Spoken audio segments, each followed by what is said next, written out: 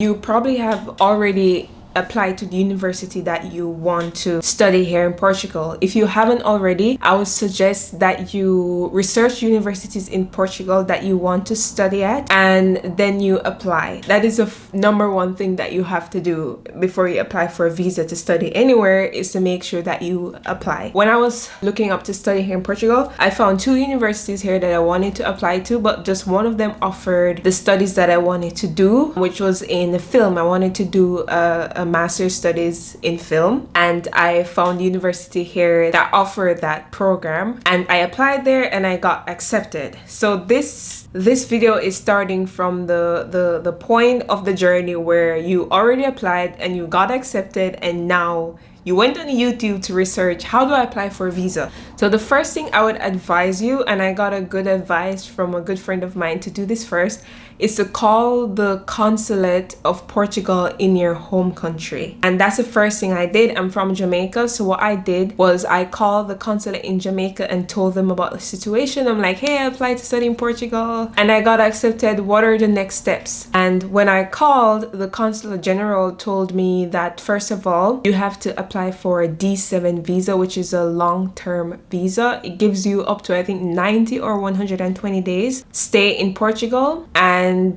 that's the first way to the first point of entry in Portugal. So I called them. That was the first thing that they said. The next thing they told me was that the consulate here in Jamaica does not process D7 visas. So the D7 visa is considered long-term. It's not like I wanted to go there for a short-term touristy trip, which they do issue short-term visas. They don't issue long-term visas. So the consulate general advised me that the closest consulate which I had to contact in order to get the long-term visa process is the Portuguese Embassy in Caracas, Venezuela.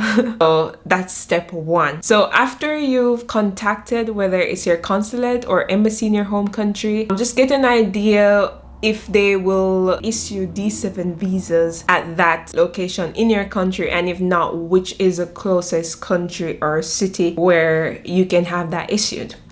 So the reason why the first step to enter in Portugal as a student is a D7 visa is that you won't get like a 1-year or 2-year residence card or visa for the duration of your studies. It doesn't work like that. So first, you have to apply for this D7 visa to give you that point of entry into Portugal. And before the visa expires, you have to make an appointment with the immigration office called SEF, and you will basically convert that D7 visa into a student residence permit. So this video is going to talk about how to apply for that D7 visa to give you that entry into Portugal. And I'm just going to go over the documents that I had to submit to the embassy, or the consulate is in Caracas, Venezuela, to process my D7 visa. And this is just a guideline for that. So the first thing that you have to do is submit and I'm just looking at my computer here, so I just have everything listed, is to submit a long-term visa application form. To get that form, I believe you can either find it online. I didn't find it online. The consulate in Venezuela actually emailed me an electronic copy of the form. So that's also a thing that you should do. Like after you call your consulate in your home country, and if they say, oh, we can't do the visas and here's the next point where you can do the visa, call or email that consulate, which I did. I called and emailed that consulate, told them of the situation, that the consulate in Jamaica cannot process this visa and so, and she emailed me the visa application form. So that's the first thing that you need to have, is a completed visa application form. And I'm gonna go through the form to kind of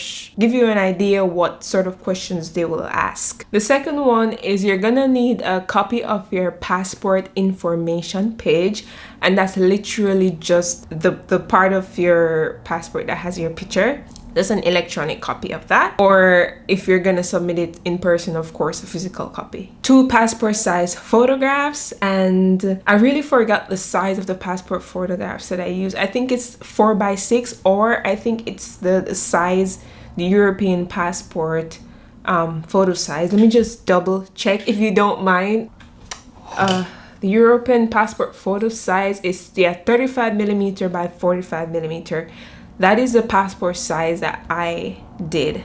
So 2 passport size photos, recently taken, of course. And you need a document of admission to the university that you got accepted into. So the university that I got accepted into is called Universidad Lusofna. And when they accept you, they don't really give an official letter that, for example, when I applied to universities in the US, I would get like a really official letter, like you can almost frame it and look at it, but my university did not, so I had to pay like 95 euros.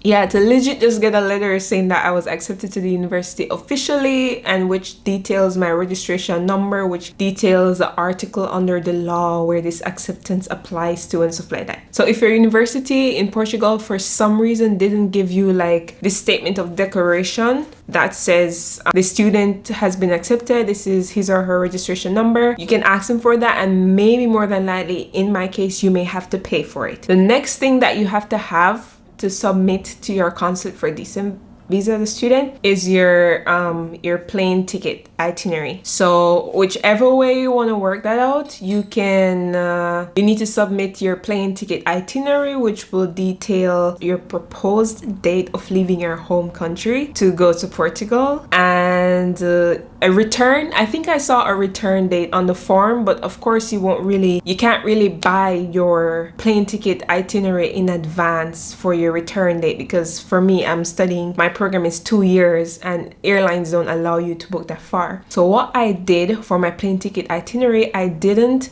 actually buy the ticket because it's very risky. You can do that, you can buy a refundable ticket, but what you can do, you can buy legitimate plane ticket itineraries on legitimate sites, and I will put some of the sites below. And I purchased my plane ticket itinerary for I think about $19 US, 19 euros, something like that, and it's legit as well, because if you purchase an itinerary to leave September 7th to go to Lisbon, Portugal, and you actually get accepted for the D7 visa, then you can actually go ahead and book that specific flight, and I believe you have like a 14-day time frame where your itinerary is valid. The next thing, you need to have accommodation proof for your duration of your studies, more or less. This one is very, very difficult because it's very hard to have accommodation proof in a country that you probably have never been to before, or is not a country that you travel often to. So one option is to somehow, again, try to get like an accommodation itinerary, maybe through trusted sites such as Airbnb, uni places. You can contact them to see if they do rental contracts, let's say for a 6-month, 12-month, or 1-year period. Let's say your studies is 2 years or 3 years or 4 years, and you can talk to them to see like how do they do that. I know like Airbnb has some way how they do rental contracts like that, but of course it's gonna cost money. And or for example, if you are gonna stay with a friend here in Portugal or family member, you just need to show accommodation proof. So what I did the same route similar to the itinerary. So what I did was I purchased my itinerary for 6 months, my first 6 months, just to show like an idea of where I would stay for my first 6 months here in Portugal. So it gives the consulate an idea that, hey, she's not going to be stranded when she comes there. She has a plan of where she's going to stay. Because when I remember seeing, I don't remember if it was on application form or when I was reading elsewhere, but I remember seeing someone saying that I have to have like accommodation proof for my duration of my studies. I'm like, how are you going to have that? Number one, before you even get approved for the visa. Number two, it's very difficult to have a 2-year, 3-year accommodation proof or contract, you know, in a country that you've never lived before, or even online, because there's so much scamming going on, you know. Even if you have the money to sort of pay for a 12-month or a 2-month or a 2-year stay somewhere, there's so much scamming going on. So it's best you go to the country first, kind of search it out, search on the local sites, and choose something when you arrive. So as I said, I did the same thing when it comes to my accommodation proof. I just did my itinerary for my first 6 months and submitted that to the consulate. I realized while I was editing that I forgot to mention 2 things. Number one, you are also gonna need insurance. And what I did was I purchased insurance from this company called a.ka, and I'm gonna put it in the description below. And it costs about like 30 euros per month for the insurance, and I could only have At the time, I could only purchase no more than 6 months. So the company did not allow me to purchase more than 6 months worth of insurance, and that was able to suffice for the application as well. So I just purchased the 6 months of insurance. It came up to roughly like 700 euros. No, not 700 euros, 170 euros for me, and that was enough for the application. Yeah, so let's get back to the regular program. The next thing that you need to have is a criminal record from your country of origin. And my country of origin is Jamaica. At the time I was doing it, COVID was still very highly a threat. It was still very highly there, was still affecting our lives very deeply. And it was such a pain to get a criminal record. Like, Jamaica overall is already slow. Jamaica plus COVID is like Jamaica 2.0, honestly. So I had to go through so much. So I would say for sure, as soon as you can start working on your criminal record to apply for your visa to go to Portugal, I would advise you to work on it as soon as possible. And usually for Jamaica or criminal record, it's valid for 1 year, which is fine. So if you did a criminal record within the past 6 months, you can probably submit the same one. I don't know, for your country, maybe it's valid much longer or much shorter. The next one, which is a tricky one, is the bank statements. The money, you got to show the money. This one can be really tricky, and there isn't much way around that, you know, because basically when you're going to a country, they want to kind of see that you can take care of yourself to a good extent, you know, that you won't be a burden to the economy, that you will actually come there and add to the economy than take away from the economy, you know.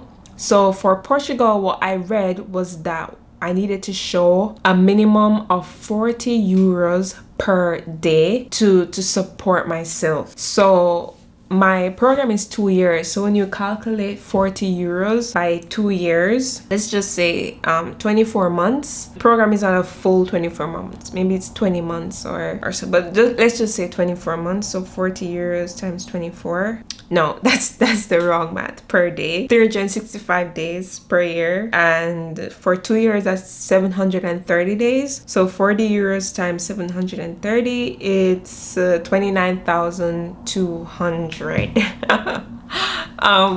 Most of us don't have like 30,000 euros just like laying around. Or I think the bank statements kind of should show at least the first year, not necessarily for 2 years. I believe your bank statement should show that you can financially sustain yourself for the first year. So if I divide the 29,000 by 2, it would be about 14,000 euros thereabout. And you have to show that in whether it's your bank account or if you have a joint bank account with someone else, you can show that as well. My advice, even before you start applying to universities and you're watching this video and you're thinking of going to Portugal, is to start saving from now, especially if you're living in a country that has like a decent economy. If you can stay in your parents' home or your parent or your guardian's home for a while and just save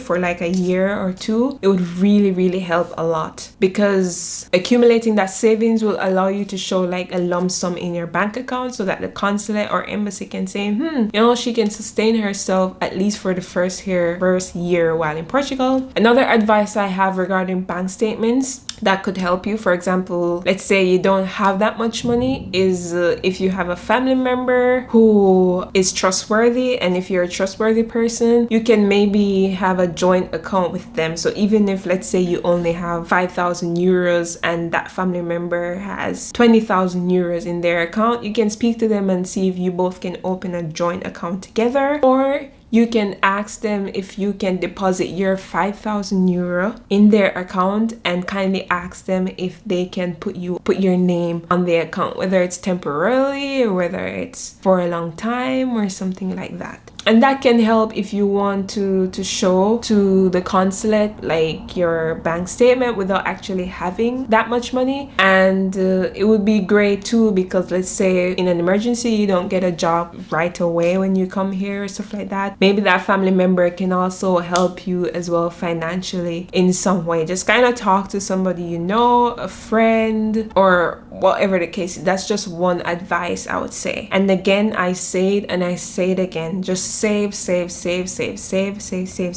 It will go a long way. The next thing that I submitted that was not really necessary was that I submitted proof of the recent payments that I made to my tuition at the time.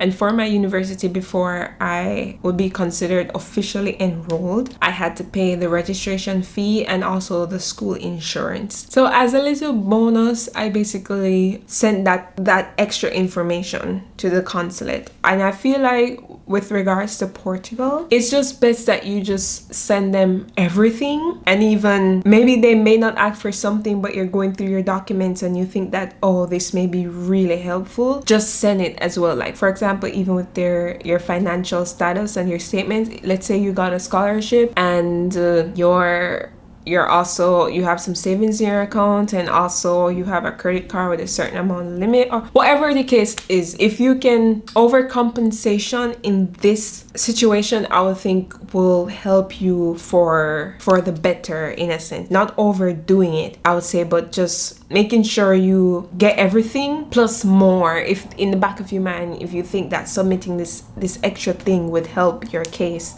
in a sense, then I would say go for it. Yeah, that's that. So when I was submitting my documents to the consulate, I didn't have to go in person, thank God, because paying that plane fare, I've never been to Venezuela, and it would have been an amazing experience to kind of take that country off the list. I was so happy when I was told that I didn't have to go in person, that I could submit everything online. Then again, it comes down to the communication that you have with the consulate. Make sure you're calling, make sure you're emailing them. So all I had to do, I had to email all of this, and I basically put together a nice cover letter before I had the documents below, addressing the consulate general there very respectfully, outlining that please find below the following documents to support my visa application, and I list them number 1, number 2, number 3, number 4, number 5, and then I had them in that order. I don't know if this video is getting too long or is helping you at all, but hopefully it's helping you.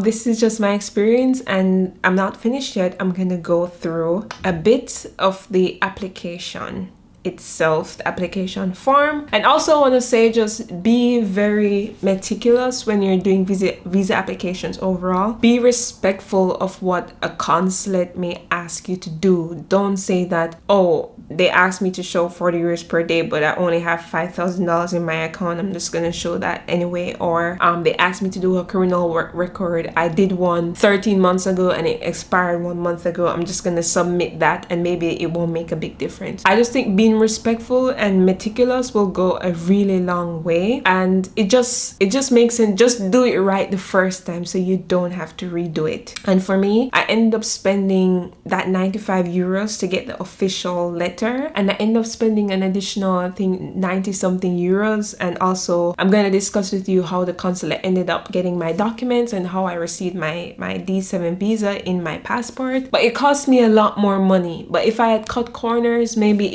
I probably wouldn't be in Portugal right now. So let's go through the application a bit. So I'm just gonna go through. So this is application for a visa of long-term duration. The application is in Portuguese. I'm trying with my little Portuguese to remember the English translation. So of course you will have your apelido, I hope I'm pronouncing that right, your last name, your first name, and all that, your date of birth, your city of birth, your nationality, and all of that, and your number of national identification, which for Jamaica is your tax number. So you just put your tax number there. I hope for some reason you got to find like the application form, and so you can kind of see what I'm seeing in a sense. I'm gonna see if I can find an empty application online, because it's just a long-term application form for Portugal. It's not anything special. So if I find it online, I'll put it in the description. Number for your passport, when it was given to you, when is it valid for, the agency in which it was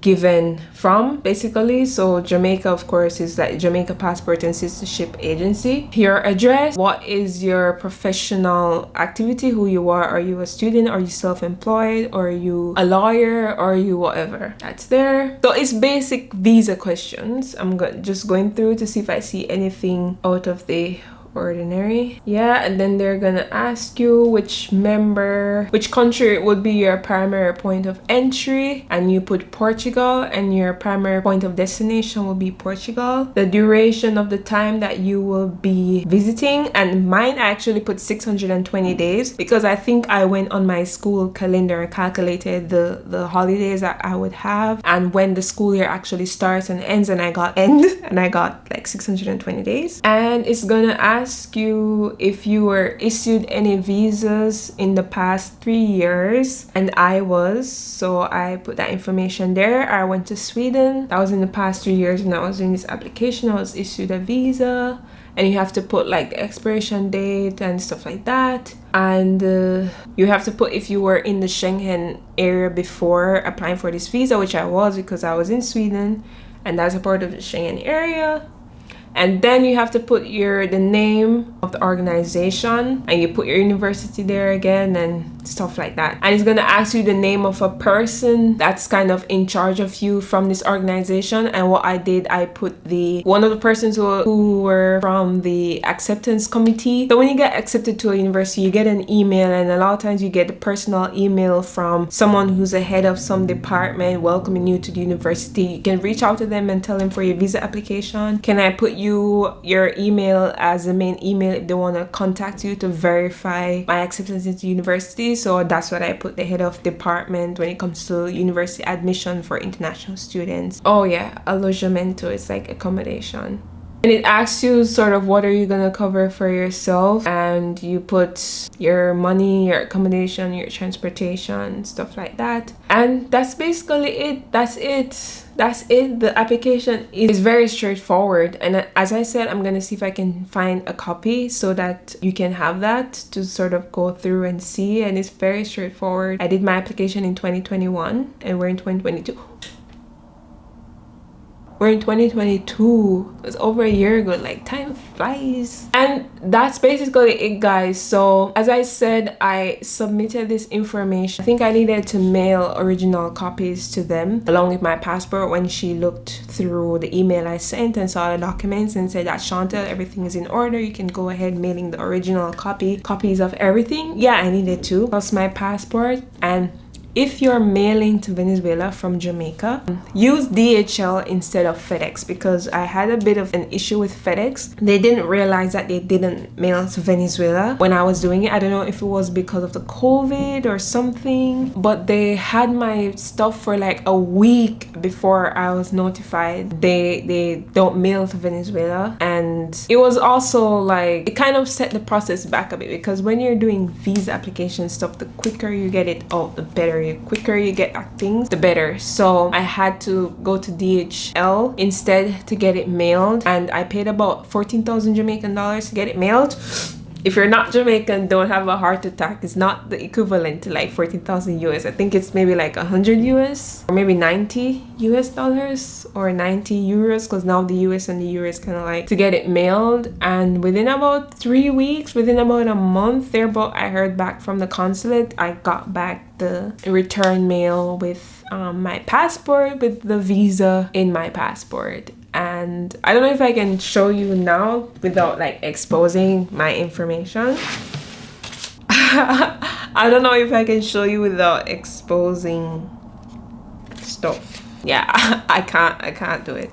But anyways, yeah, I got it back with my visa and I was so happy. Like, it felt so surreal.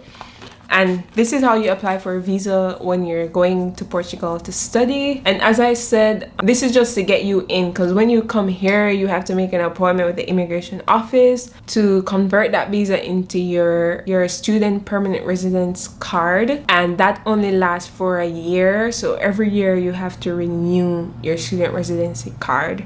It's not like in the Netherlands where you get it for the duration of your studies. Here you have to renew every year, which is kind of a bit painful, because now I'm in the process of trying to renew my residence permit because it's been a year, and it's just so much of a headache, because here in Portugal things are very slow. Things are very slow, and sometimes it's frustrating as a student because you just came here to study and you don't really want anything other than your studies like bothering you or setting you off course. this. Hopefully in the future it will be easier for students to renew their residence permit, especially if you're continuing your studies, because I wish it was as easy as 1 2 3, where when the date, like 30 days, at least 30 days before the date of the expiry of my residency card, I just go online, provide the proof that I'm continuing studying and whatnot.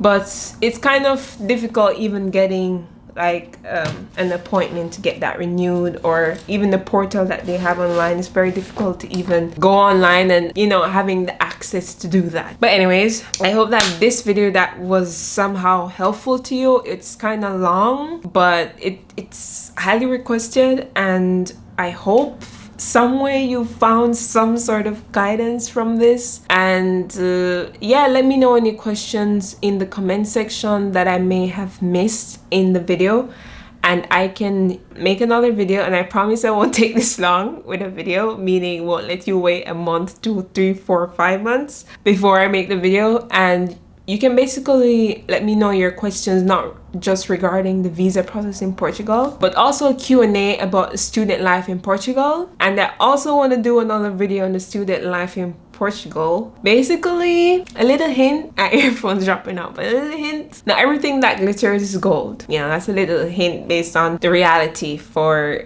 me, you know, living here. Yeah, again, thank you for watching this video, guys, and remember to subscribe. Subscribing really helps, you know, my channel, and it's a free way to support my channel. It's a free way to support, it's a free way to support, saying thank you for, you know, taking the time to like make this video and put the information out there. And yeah, thank you for coming back to this video. Remember to check the description below. I'm gonna put as much information as I can there to help you, and see you in another video, guys. Bye.